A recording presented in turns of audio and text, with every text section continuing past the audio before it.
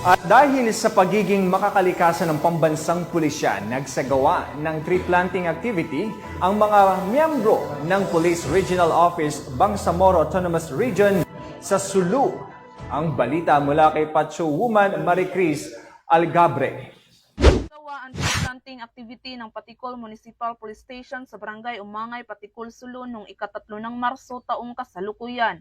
Ang naturang aktibidad na may temang Build Today, Plant for Tomorrow ay pinangunahan ni Police Captain Kerjan Ciliano, Officer in Charge ng Paticol MPS, katuwang ang National Power Corporation, Ministry of Environment, Natural Resources and Energy Hulu, Sulu Electric Cooperative Incorporated, Philippine Coast Guard Sulu, 54th PNP SAF, 21st Infantry Battalion Philippine Army, 1404th RMFBB at Barangay LGU. Layunin ng aktibidad na ito na palakasin ang ugnayan sa pagitan ng pulisya at komunidad upang suportahan ang pamahalaan para sa kapayapaan at pangangalaga sa kalikasan. Patunay lamang na ang pambansang pulisya ng Pilipinas ay sumusuporta sa mga advokasya at programa ng pamahalaan para sa maayos at mapayapang kapaligiran.